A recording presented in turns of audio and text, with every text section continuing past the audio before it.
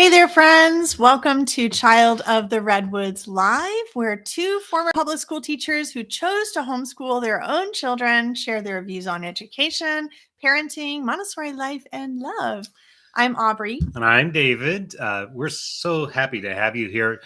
Our goal is to help you decide what kind of education you want to give your own children. So, whether you're homeschooling full time or not, we believe education is a journey you take with your children, and the opportunities for learning start over every day. And today we have a really cool topic we're going to be talking about that came out of the community. I think this one came out of our community. What's the best way to build strong social skills for a homeschooled child? That's a really common question, something that we have thought a lot about and have answered a few times. So love to go back and talk through this. If you're joining us live, say hi in the chat. If you have questions or want to contribute, go ahead and pop that in as well. But I think first, some updates. Yeah, so some updates within Child of the Redwoods. So we've got some exciting new updates happening on the website. We're writing some more articles about homeschooling and just kind of every time, you manage a website, every once in a while you got to review. It's kind of like decluttering your house. That's right. So that's what we've been doing essentially, is decluttering. And so there might be some things that you remember being on there and you're not sure if they're still there or not. They probably are. We're just remanaging and reorganizing. And in the meantime, we're creating some new great free stuff for you, as is in our mission at Child of the Redwoods.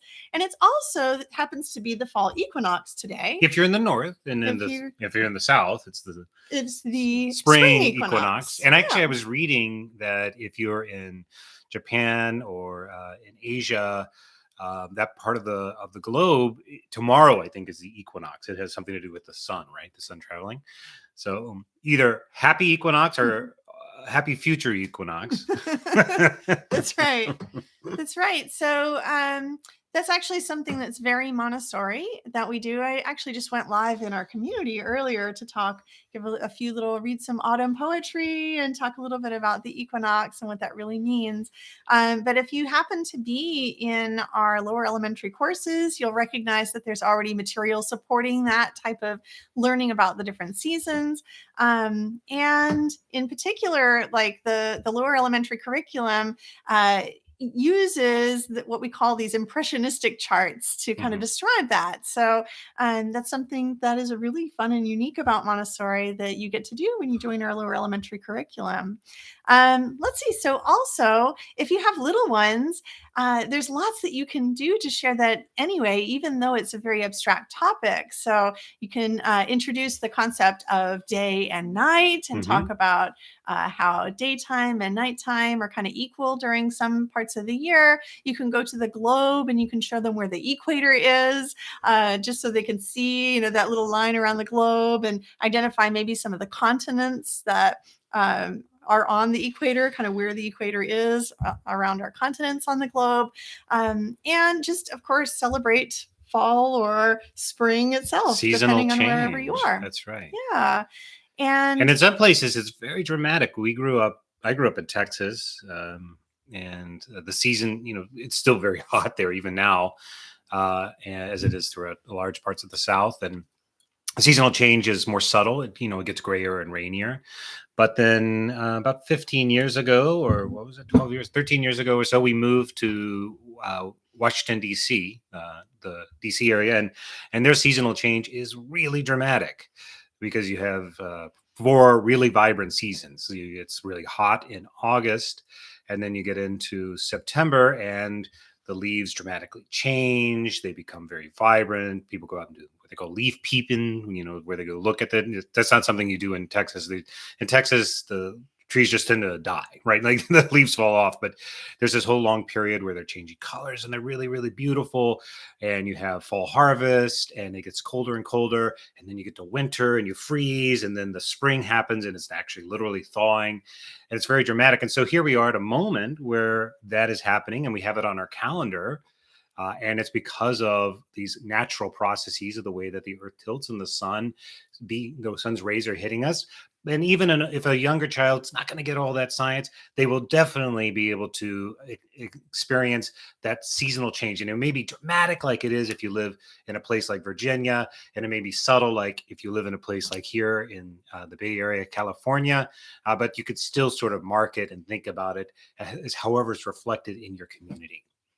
Absolutely. It's something that's going to look different for everyone. Absolutely right. Yeah. Hi, Inez.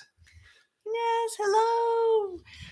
So the other thing that we offer at Child of the Redwoods is in our Constellation community, we definitely give resources touching on the seasons throughout the year. Yep. Constellation itself thematically isn't a seasonal program, although it's kind of loosely aligns with seasonal change. So there's definitely something if you're on the opposite side of the world that you'll be able to join our themes. Yeah, we have a number of folks down in Australia who are going into spring.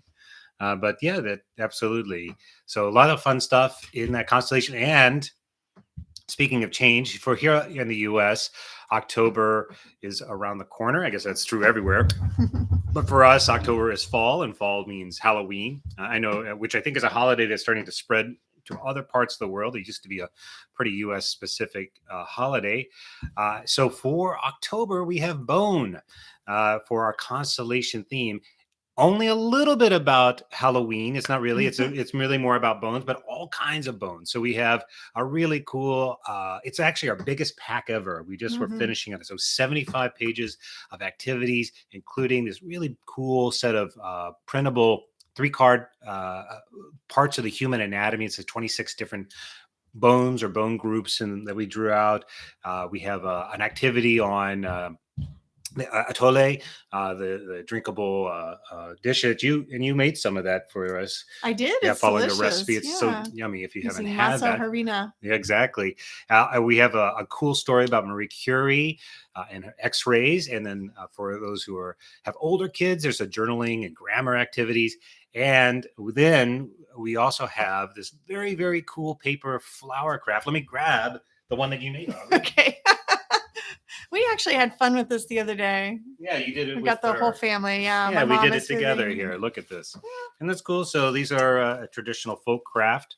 And this is in bone. So if you'd like to learn how to do this and you're in Constellation, you just have to wait till Sunday. It releases on Sunday. And if you're not a member, join us. Why not? Yeah. All right. So let's talk about our own kind of homeschooling adventures. We do a little update on this, and then we'll get into the topic of socialization. Yes. So our own update, this actually very much relates to socializing in general, but I think we told you last time we were live that we would be going to a community garden and having our kids do a little volunteer work. And so now after the fact, we did do that family activity. So here's our little update. So we arrived at the community garden.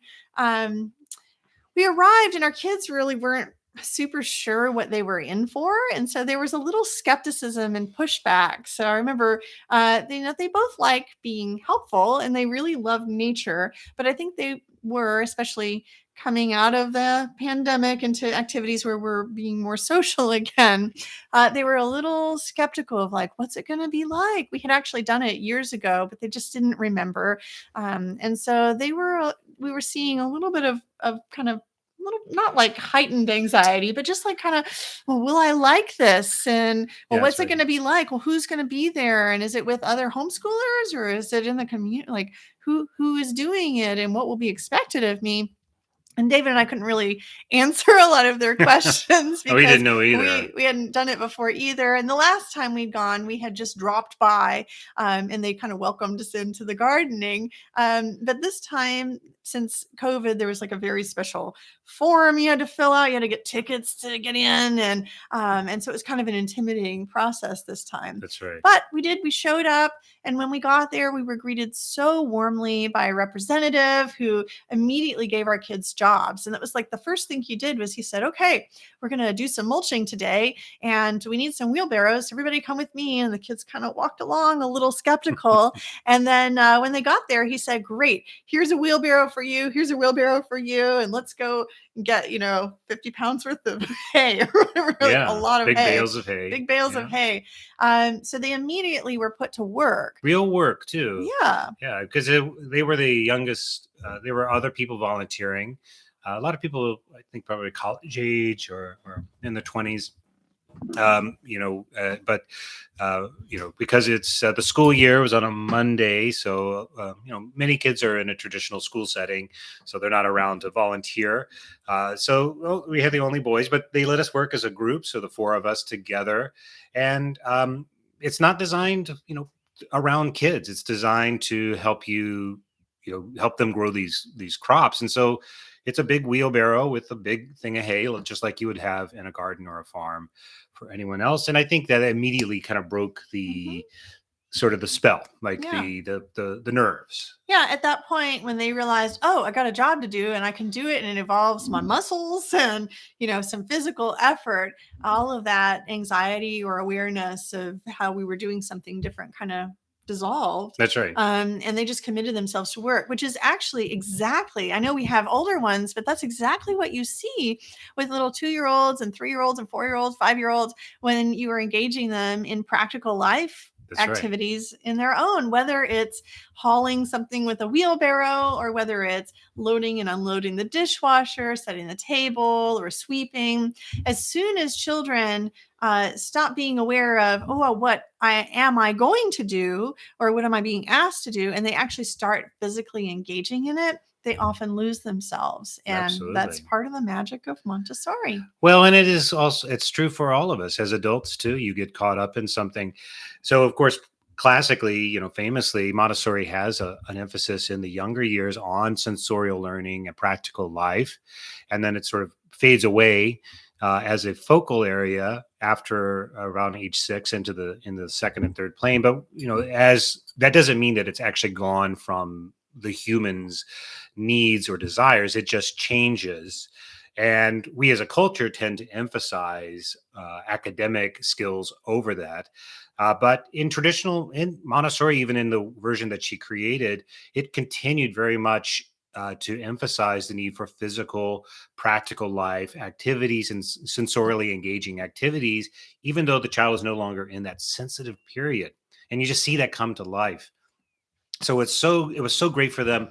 I mean, the pandemic has really I don't think it's going to be a long time before we really understand the damage that the pandemic did psychologically and emotionally to a lot of young people, or their resilience through it. Through it. We won't know that yet, and I do think you're right. That's a good point. The resilience, the bounce back that you're seeing, but I don't think it's also wrong to say that many young people were harmed by the experience. I mean, it is understandable.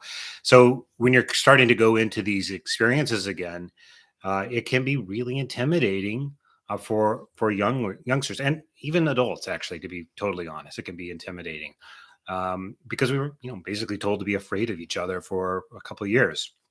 So part of this experience is about breaking that and teaching that resilience, but it's also about other things. Like in this case, the community farm is partly used to feed those in need.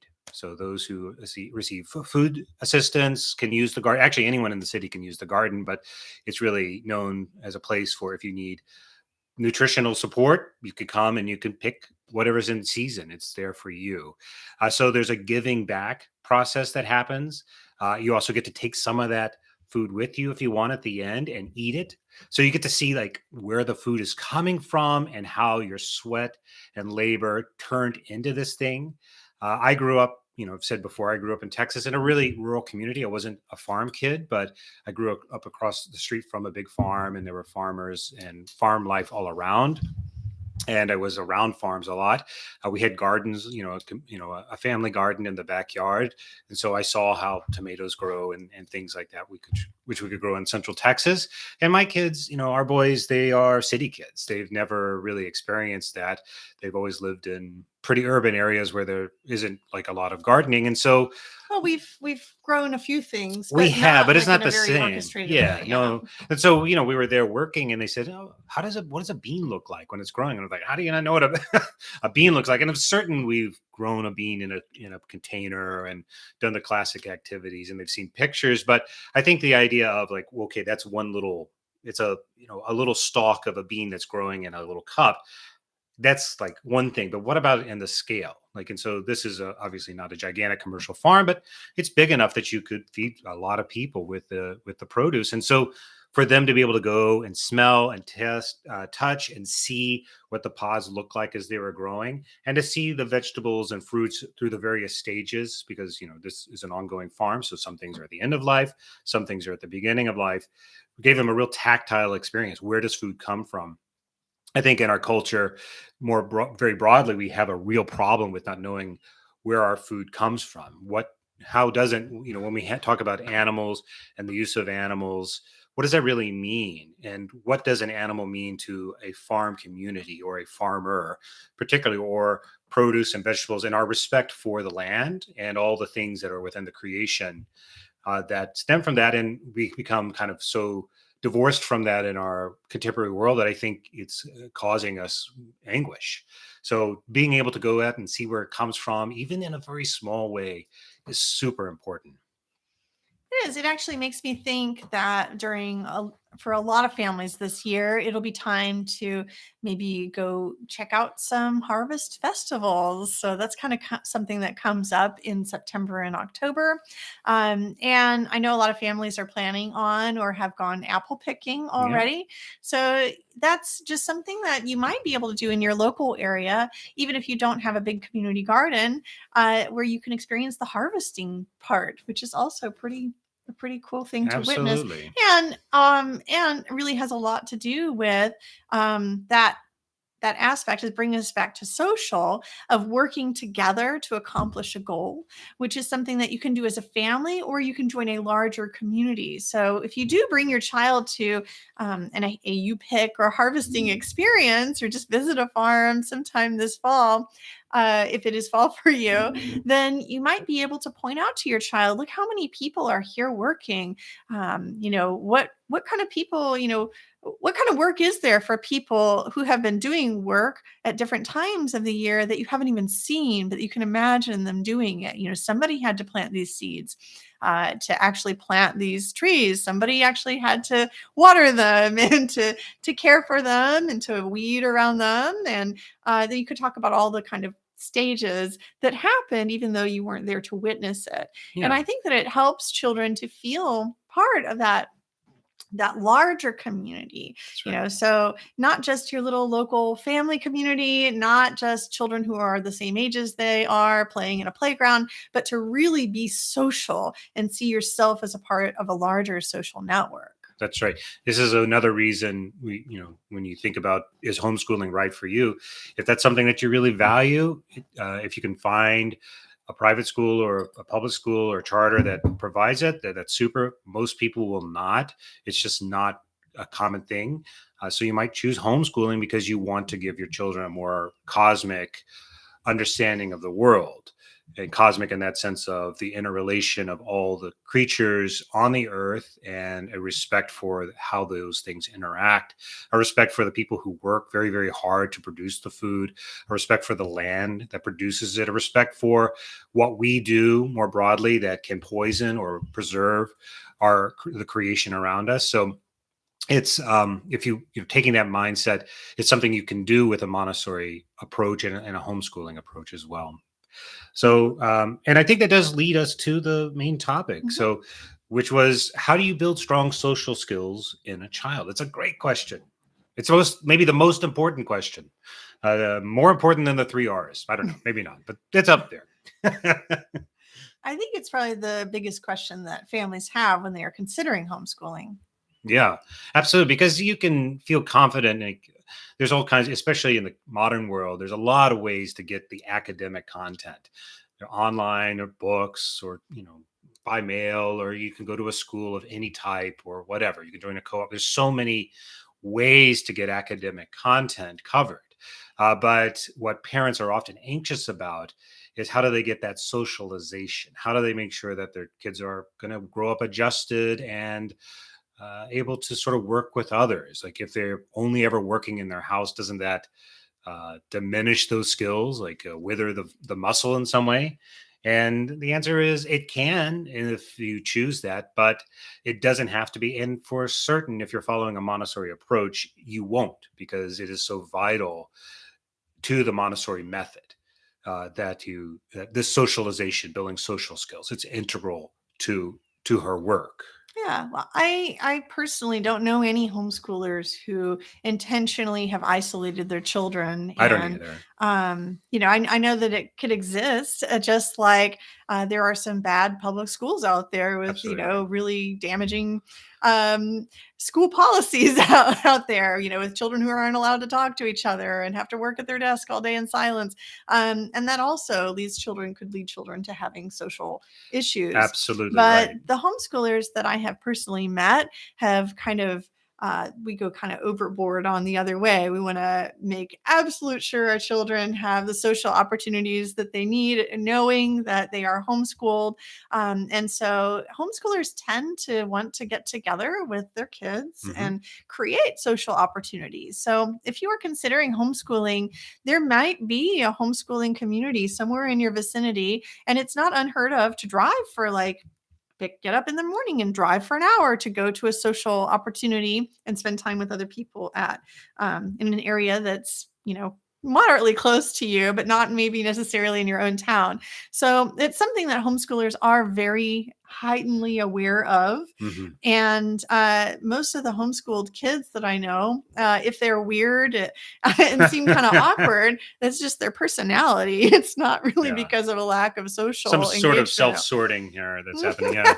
No, Could that's be. absolutely right. You're totally right. It is such a terrible. It's one of the probably the worst stereotypes about a homeschooler is that they're weirdo, isolated folk, and absolutely you can find examples of that, as you can find bad examples of bad behavior in any environment. But absolutely right, and especially because I think I would also underscore that humans are social animals. We evolved to work with each other. It is part of our fundamental needs as human beings. And the greatness of the things that we've created on this earth are a result of our being together with others. So your child has a natural desire for that. They'll go through sensitive periods where it's especially pronounced. And really your responsibility is to give them those opportunities. So if you work against that, then yes, you could create some kind of an isolated example, but not the norm. So aside from just a general homeschooling perspective, before we went live today, we talked about how Montessori actually provides a framework for Yeah, that's us right. to address social needs. Yeah, absolutely. I mean, the Montessori, as we were saying before, the Montessori method, if you're following Montessori's teachings, you can't help but emphasize strong social skills. I'm joking a bit to say it's more important than 3 R's, but it's on par with it, which is a difference than you'll find in a traditional schooling environment, which is very, very, very heavily focused on academics. We definitely want kids to have a thorough and intellectually and creatively engaging academic experience, but not at the expense of the social. And the fact is, they don't have to be at odds. We just tend to create school structures that put them at odds because of the way that schools need or want to work, right? Putting people in rows and limiting social interaction, and because it's easier to manage, it's cheaper. There's all kinds of reasons why we do that, but you don't have to. And if you follow a Montessori approach where there's much more collaboration, people working together, you're not going to have those same problems if you follow that Montessori approach. So we had a few concepts that we thought exemplify it. And do you want to take the first one, or do you want me to? Well, we talked about how the planes of development Yeah. themselves could help us to know what kind of social needs our children have. So I can speak from toddlers. I was not particularly worried about toddlers at the beginning of the pandemic, and I still am not particularly worried about the toddlers, because even though, they are struggling with things like, do I wear a mask or do I not? We all are kind of struggling with those sorts of things, I think.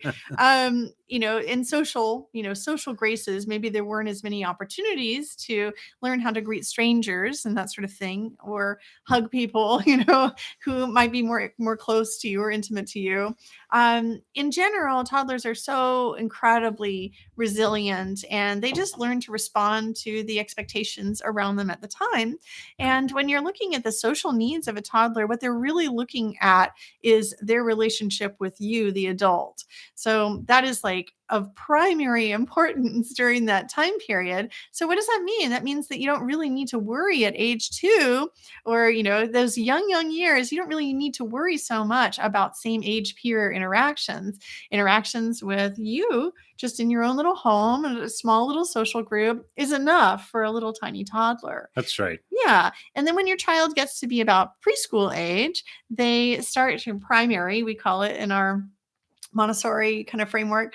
The children start to really seek out other children to play with more directly. So in the toddler years, we have what's called parallel play, and our children are kind of playing by themselves, but maybe near each other. So they're interacting with you as an adult mostly. They're trying to mimic you as an adult. And then maybe they're looking at their peers and maybe trying to mimic them as well, but they're not really talking back and forth. There's not really collaborative play there yet. And in those primary years, there does begin to be collaborative play. I think that Maria Montessori would remind us that collaborative play doesn't need to be a 3-year-old playing with a 3-year-old. It could be the 3-year-old playing with a 5-year-old, or a 3-year-old playing with a 6-year-old, or even older. It's perfectly okay if those of you who have children who are at different age levels, maybe you have a younger child and a child in elementary. Of course, they're going to be social with each other. It's also going to work. But when you're looking at those primary ages, what the children start to do is they start to play with each other and to collaborate on things together. And often you see this represented in certain little groups of children as like, we're going to play house now. You be the mommy, I'll be the daddy. Or our children were obsessed with trains at that age. So a lot of our children's during those particular ages, a lot of their play was like with a cardboard box or two. And our older one, who is in the edge of the primary years on the older side, would be telling the younger one what to do. You come over and sit here, and then I'm going to be the conductor, and you're going to, make the train noise, and you do the choo-choo part, and I'll tell us where to go, and so here we go, choo-choo. And so they would like play together in that little role play like way. They also did it in like collaborating to solve problems together. So pull a toy off the shelf, it doesn't work properly, or they're trying to figure out how to work. They can collaborate together to try and figure out the problem together. So if you have one child at home and you don't have siblings like we did, it's great to go and make another friend, have a friend come over and have a little play date, or go to a park together so that the kids can play together. A lot of that kind of social interaction can just happen on a playground. So it doesn't have to be in your home with your own children who, are multiple interacting with each other. You can go out into your community and find other kids of varying ages to go and play with. That's right. But it kind of changes depending on how old they are. So for our lower elementary children, we talked about how they're at the moral age, and they actually have what's called a herd instinct. That's right. So, it kind of go back a step real quick. So the planes of development, just for those who aren't as familiar, it's just a term that means the process of development. So, and there are sensitive periods during the child's development from, let's say, birth through on till forever. But Maria Montessori really studied more specifically those earlier years. And she found through the study that children had a relative sensitivity for certain things at different periods. And we think of these as the planes of development. So 0 to 6 is a plane, and then you kind of divide that in half. And so what Aubrey was just talking about with the toddlers, they would be those who are doing the parallel play. They haven't quite got to the second half of that first plane. So, but then as you enter the second plane, which is years 6 to 12, again, what Maria noticed was that the children started to do different things. They started to work together in a different in a different way. So when you get to the second plane, that's ages 6 to 12, and especially that 6 to 9, you start to have things like a lot of hero worship. This is when kids can get really into superheroes or idolizing mom or dad. Herd instinct, where they're kind of following along, sort of looking for who's in charge. They're starting to develop this sense of it's all really, I think, tied into the sense of right and wrong that they're developing, right? So if you were to think kind of broadly, that little toddler is just sort of experiencing the thing sensorially, very, very, very, very directly. And then when they get to that second half of the first plane, they're still experiencing a lot of things sensorially, but they're starting to process it. And they have an awareness that there are other things in the world that are not them. And they can interact with them in some way, like, oh, you be the conductor and I'll be the engine, right? But then when they get to that next plane, their brains have developed the ability for abstract thought in that second plane. And as a result of that development of the ability for abstract thought, they're starting to think more conceptually, like, I know that there's another person, an entity, and I wonder what their motivations are. Do they believe the same things I believe? Are they a good person or a bad person? Should I follow them or not? If they're a good person, maybe we should all work together and be together on this, not just because we're following along because there's these other entities, but because we've made a moral investment in them and as being right or wrong. This is the idea of the moral age, and this idea of being together around a common emotional, psychological, ethical cause.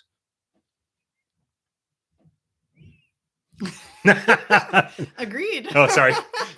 So if you're, yeah, sorry, I didn't know if you want to jump in. So if when you have a child at that age, they're really receptive to direct moral instruction. In fact, it's a big part of it. So when you think about the kinds of fairy tales, myths, religious stories, spiritual stories, things that are imparting your cultural, religious, personal, material values, children at this age are highly receptive to it because they're trying to figure out right and wrong, because now their brains have this idea that there is something beyond the world that they can see. It's not just black and white. So, again, just kind of grossly simplified, the little one is just becoming aware that there's a thing that is black and a thing that is white and so forth. The slightly older child in that primary years, this 2.5 to 6, is having an awareness of there is black and white together, and I could kind of contrast them. And then the child, once they get past age 6, and really I would argue till for the rest of their life, is trying to understand, what does that actually mean? Like, the world isn't just black and white; they actually overlap, and there's this infinite number of shades. And where do I want to draw the line to say, like, I'm going to call this color black and this color white, and what is all this stuff in the middle? And that is kind of the human experience, I think, is trying to sort through that. That awareness, that ability begins generally at around age 6 or so, when they go into the second plane. And that's why they're so receptive to moral instruction. So you want to build strong social skills. One of the ways to do that is to teach them the values that you have and you want them to emulate, and show them and help them start to think through why it's right or wrong. Not just that it is, but the why. So Enos has a question that I'd like to pause and answer. She asked, how many times per week would be important to provide social gatherings with peers? This is a really great question. So from what we can see from our own experience with our two very different children, is that kids are born with different needs for social opportunities. Yeah. So you might have a child who really tends to be an introvert and needs a lot of alone time and a little bit of interaction with peers. And you might have a child who's just constantly craving wanting to be with other people. So I noticed that the homeschoolers that I hang out with, they modify their approach depending on the needs of their child and also the needs that they have themselves. I tended to be much more of a homebody when our kids were little. Mm-hmm. I still tend that way. It's hard for me to get out of the house. I like to stay in and kind of putter around and do my work here. And I always feel good when I'm out, but kind of that transition is hard for me. And, for my children, what I noticed was that when they were very, very young, we could handle like one solid day out with lots of peers, lots of social interaction around us.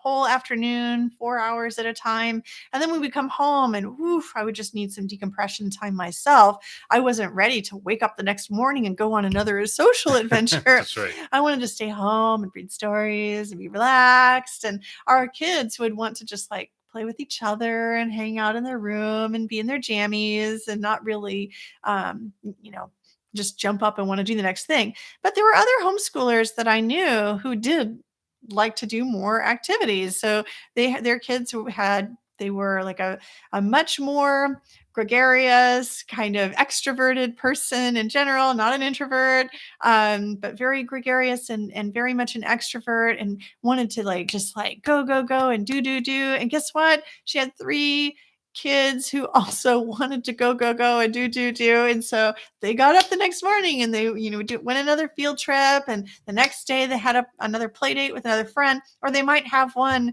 play date in the morning with one kid and then another play date in the afternoon with another kid.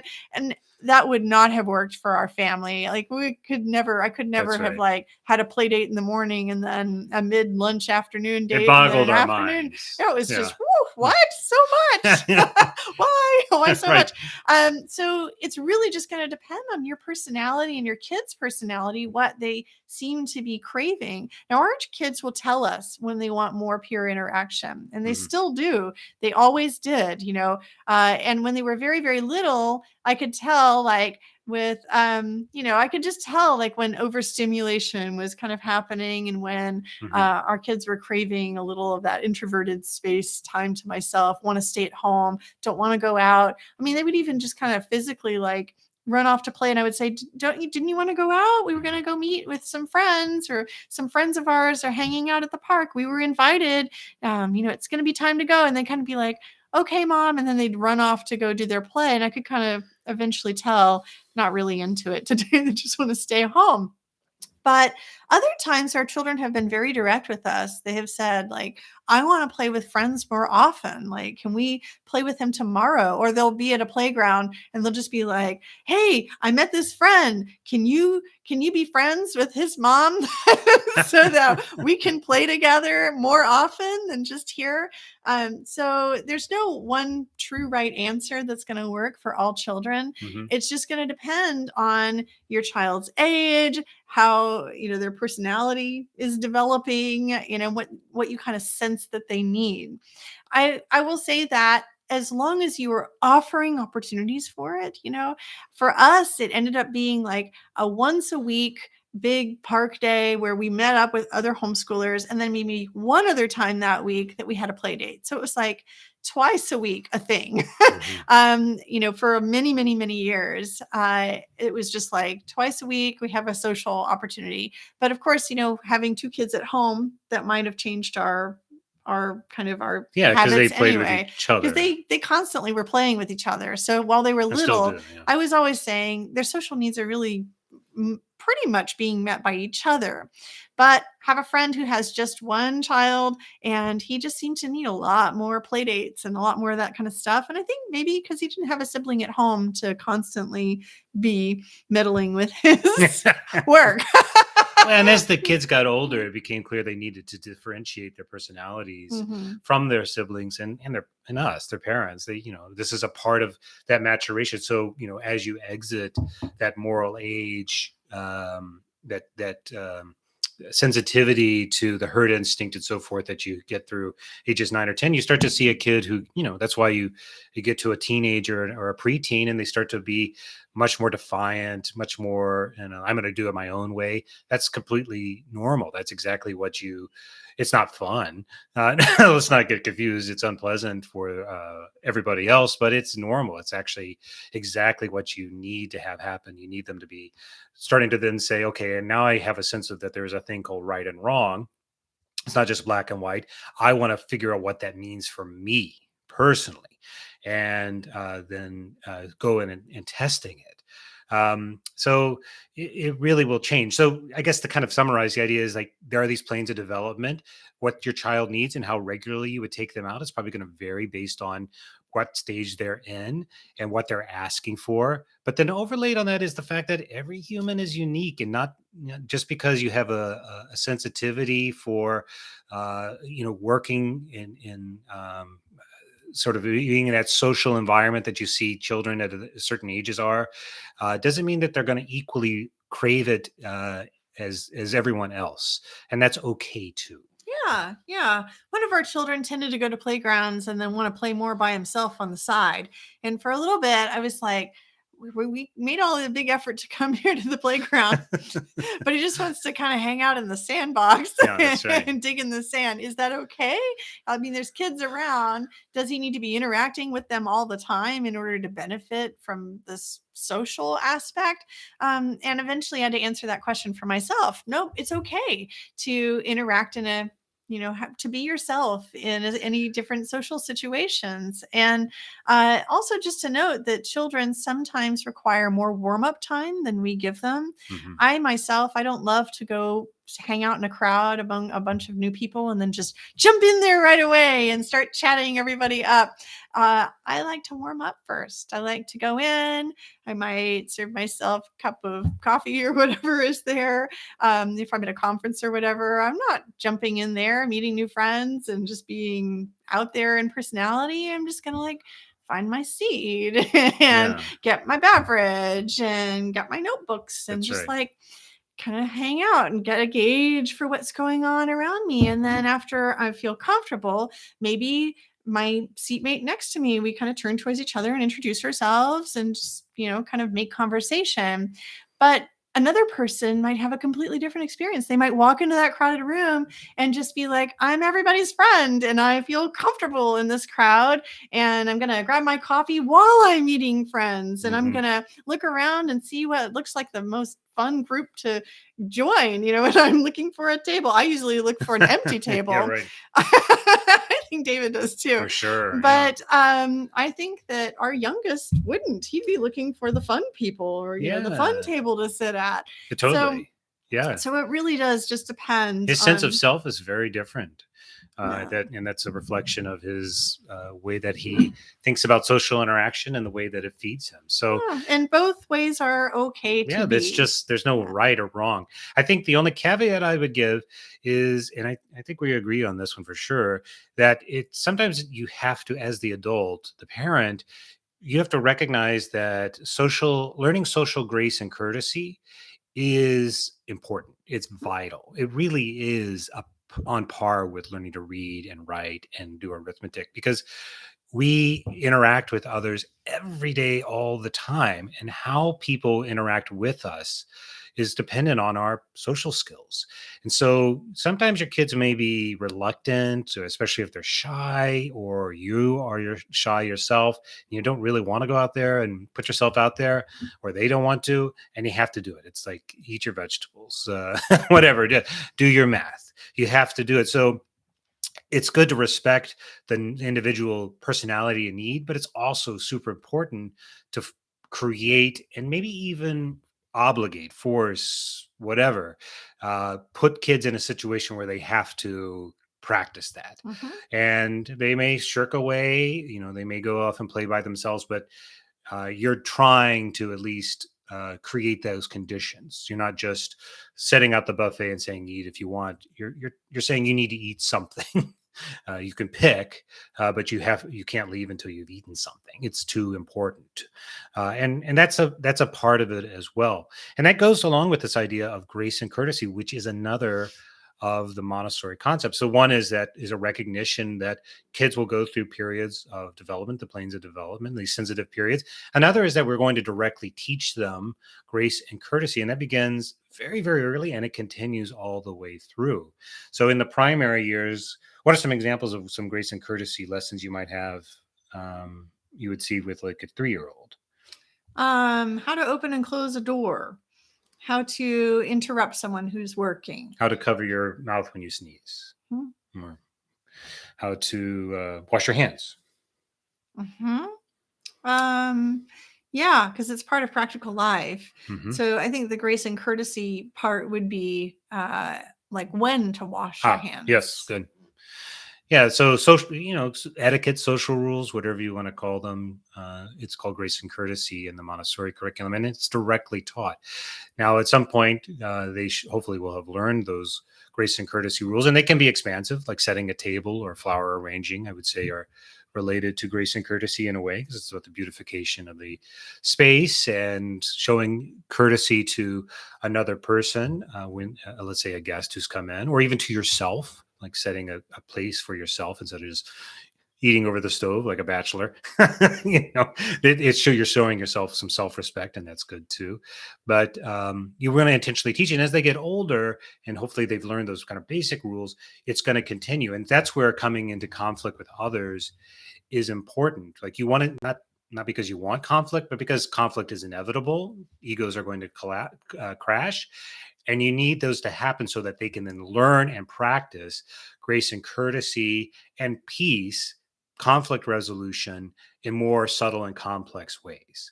Like, at some point, people need to, they will need to learn how to win without winning. Like, how can you feel okay about conceding your point in order to keep the peace? Like, when is it okay to bend, and when is it necessary to be firm? Where are the things, like, this goes back to that sense of right and wrong, which is a lot of what this social skills are about, is having a sense of self and then learning to fit that self into the broader group. And so you have these very literal kind of practical techniques with grace and courtesy, like how to cover your mouth when you sneeze, or whatever. But then those then go forward into, well, what happens if somebody doesn't do that? Do I call them out on it? Do I shame them? What's the right way to handle that? What if we then get into a fight about it? What if we're fighting about something else? I was at the swings first. No, it's my turn. You're hogging the slide. Get out of here, right? These kind of natural points of conflict. How are we using those to teach them how to resolve it? That's a key part of social skills and social development. And in Montessori, I think we would probably all put this under the idea of like conflict resolution or peace education, which was such an important part of Montessori's work, especially later in her life. And it's kind of symbolized for the younger ones with the idea of the peace table, which is, you want to talk a little bit about the peace table? And we had one, actually. We even used it in our house. Yeah. I talked about it in our Connect session in Constellation just a couple days ago, Yeah, right? yesterday. Yesterday. Just talked about it. So yeah, the peace table is a wonderful Montessori concept. And if you don't know about it yet, I encourage you to just Google it and see if you can find some pictures of some. The idea is really simple. We're just setting a space in our homes where we're going to resolve some conflicts together. So, a great way to go about it to make it super, super simple is just choose a corner of your home, and I think end tables work really, really well for it. Just like a little end table, a special pillow where you could come sit, and then a few special items that make you feel peaceful. It could be something as simple as like a stuffed animal, Hmm. stuffy, plushy toy that makes you feel peaceful, or it could be something beautiful and breakable in glass, Yeah, you might have or some flowers, just classic, in a some vase, flowers, real flowers, or, yeah. or I guess And paper. and that's just a place where we encourage children to come when they're feeling that struggle, in being in conflict with someone else. And that way we can also go there to that special place to be a mediator for them. So it's a simple concept that has great rewards when used habitually. And I guess the idea is really that by creating that space, you're making an intention, right? It becomes an intentional practice that when there's conflict, you seek peace Mhm. rather than escalation. And when they're very little, it's very concrete.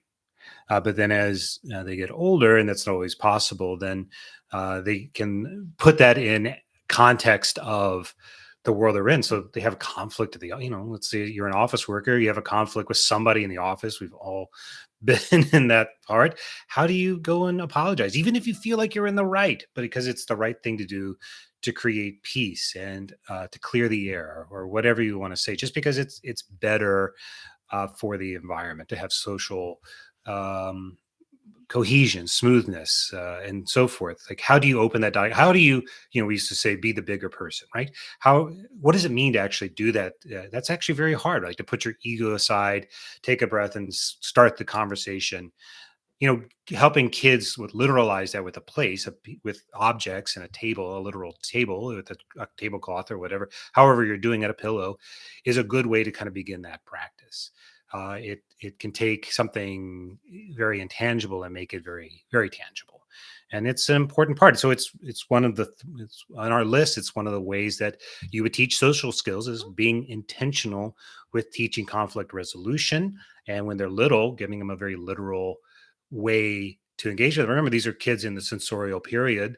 They're wanting to see things sensorially. So picking up a stuffy or whatever and holding it and thinking through it, or holding that, or looking at the flower while they're talking, is going to help engage them in a way that when they get older and they're able to think abstractly, it's going to be different. I think in the same sense, another one is collaboration over competition. We have in school, I think we have a tendency to emphasize competition. I think competition is natural. I don't have a problem with competition. I don't think like there's anything wrong with people going out there and trying and pushing themselves. I think that's actually super, super good. I think what happens is that the problem is that when we then create such we put all of our value and importance on the winning, and it creates this idea of winners and losers. It becomes very black and white and grossly unfair to the world, because it doesn't recognize that actually a lot of people work together. So, a classic example with this would be like the brilliant founder, who gets all the credit for usually his company's work, when in fact, any of us who've ever worked in a company know, like, we all contributed our sweat, blood, sweat, and tears to the success of the company or the failure of the company, and that we all share it. So we want to feel that, because we are engaged with it in a collaborative way. And the way that we teach, if we want to change the world to make it more equitable, so that we actually do recognize that there's not a single brilliant, great person, it's like a collaboration of all humanity working together that makes progress happen. We have to teach that to children in the way that they interact. And so this is a social skill. So you want to build a good, strong social skill for a more moral and I think just life, then you have to emphasize that it's about the collaboration, not about the competition in that terrible way. And one of the ways you would manifest that could be with not giving grades, right? So you can reward a child for success. And I think we talked about this last time. You really should, you got to give clear, honest feedback. You did a great job. You didn't do a good job. I think you gave the example last time about our oldest is in a drawing class, and he's, there are really talented kids in there, and we haven't been like, oh, you're doing great. We've told them the truth. Like, you've got to work on these skills. This is why it's important. And it's difficult. You could see it's like crushing in his eyes in some way to get that kind of feedback, but it's vital. But not because we want to punish him with a grade, or we're trying to come up with some sort of simple arbitrary number or letter that's going to symbolize it, but because we want him to feel a fire inside, an intrinsic motivation. We're trying to help spark that. We're trying to help figure out what's causing that to not come through and clear that away, so that he can go off and be a success. Not a success at the expense of others, but a success on his terms in collaboration with others. So it's not to say you don't want to give that hard feedback, or you don't want to have any kind of sense of like competition. It's that, what is your purpose? If your purpose is to create a collaborative society where people are able to work together, and through that common knowledge and common good, we have a betterment of our lot on this earth, then it starts with how we teach them the social skills. Yeah, I guess I'd also like to I know David's giving examples of like what we're doing with our high school kids, but to bring it back down to like how you handle your toddler and primary age child, or even your early lower elementary age child within the context of feedback, what we're trying to do is not to have them hear us judging their work. It's to help them learn to judge their own work. So I think, I can't remember if we talked about this last time, but one of the things that we did with our oldest, that's I think a good example of that, is instead of just giving our feedback, oh, you did a good job or you didn't give a good job, we said, well, let's take a look at what the assignment was. Can you describe, what you were supposed to do with this assignment? And then asking him, did you do what you were asked to do? Or did you deviate from that? Or, did you learn something from this process? And kind of let him give feedback to himself. Yes. So in Montessori, there's a lot of self feedback, and we can do that with our toddlers and preschoolers too. So this is a child who's had that process for a long time, and is able to receive a lot of our gut, just completely unfiltered, honest feedback now as parents, now that he is a teenager. But with our young children, our general response was that they would come up and they would say, do you like this? And we would kind of turn it back on them and say, well, I can see that you did a drawing. Do you like it? That's what I'm more interested in. Or, tell me more about it. And so we would kind of turn it back on them to do a little self-evaluation. Do you feel like, which of your drawings do you feel like is better? What are you most, what inspired you to do this work? Yeah, So that's right. Asking those kind of descriptive questions is a really great way to start that process and to get into the feedback. I think and a lot of it just boils down to, as I tend to think most things do, to purpose and intent. Like, is the purpose of the feedback to crush? Is it to, maybe more importantly, like, what was the purpose of creation in the first place? So you made me breakfast, that's great, and you want me to tell you whether I like this omelet that's runny and has this like 1,000 weird ingredients in it, and you really want the truth. Like, you're telling me you want the truth, and you deserve the truth. So I want to think through, like, well, what was your purpose in creating this omelet? Was it to be nice? Is it, are you trying to learn how to cook? Where are you trying to go with this? And when they're little, maybe it feels more abstract, but it's still there. Intentionality and purposefulness in the action. And then you guide your feedback toward that, and it becomes useful and real. So, our kids, when they were little, they'd bring you something weird to eat, or they'd make some kind of weird drawing. At the food, especially, I remember they were always bringing me weird things to try when they were very little, experimenting with spices or whatever. You would always eat it. I would always eat it. And they would say, like, do you really like it? And she would never eat it. I would always eat it.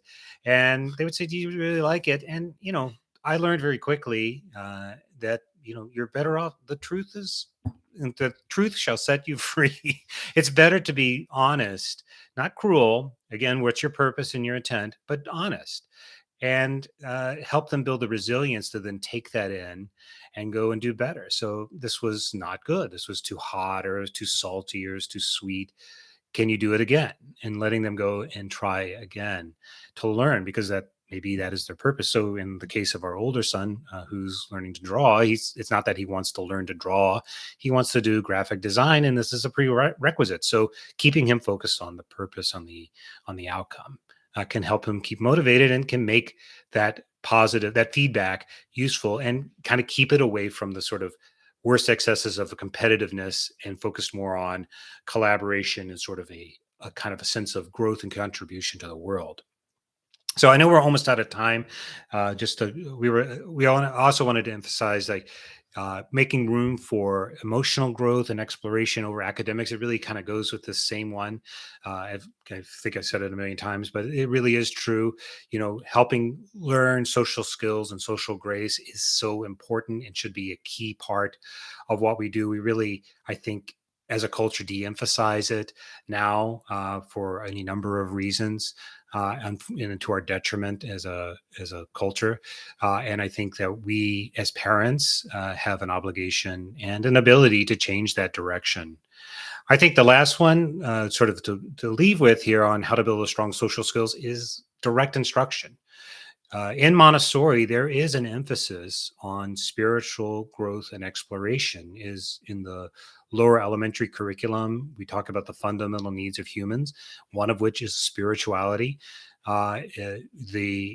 Maria herself she was a devout Catholic, a spiritual person. She saw a moral arc in the world, and believed that within children was the potential to improve the material world that we live in. She had this faith in children, and but it takes instruction. That's why we have things like peace education. It's why we recognize where a child is at in the plane of development and then try and provide them. It's why we emphasize things beyond the academics. So in a middle and a high school, if you have a middle school or a high schooler who's in a Montessori school, they're going to spend almost all their time in collaborative work on a farm, building in some form of entrepreneurial business collaboration or something like that. They're going to be doing practical work, just like we experienced with our kids at the farm where we volunteered. It was really, really meaningful to them because it's the perfect age for them. And that is actually just a continuation of what they have when they're little. We have an obligation, I would say, to teach them directly the things that we believe, the golden rule, whatever it might be, that we say are fundamental to us, and emphasizing that and making a space in our education for that spiritual growth, and recognizing that it is a part of the human experience. And just like any other part of the human experience, needs to be nurtured and directed.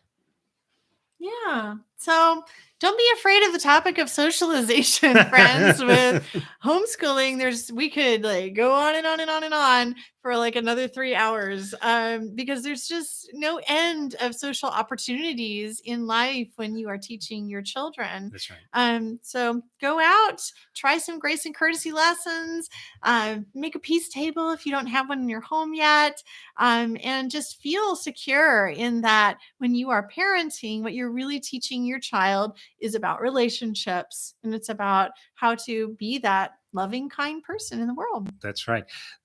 So we'll go ahead and end it here. Thank you so much for joining us. If you have any questions, we'd love to hear it. You leave them in the comments if you're watching this on YouTube, or email us, or you can reach us at Instagram. And if you have this question came from our community.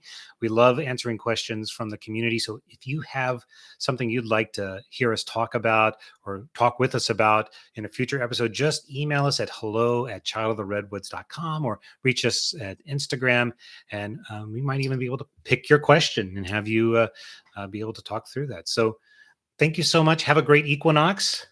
Take care, everyone. Happy fall or spring. Bye. All right. Bye-bye.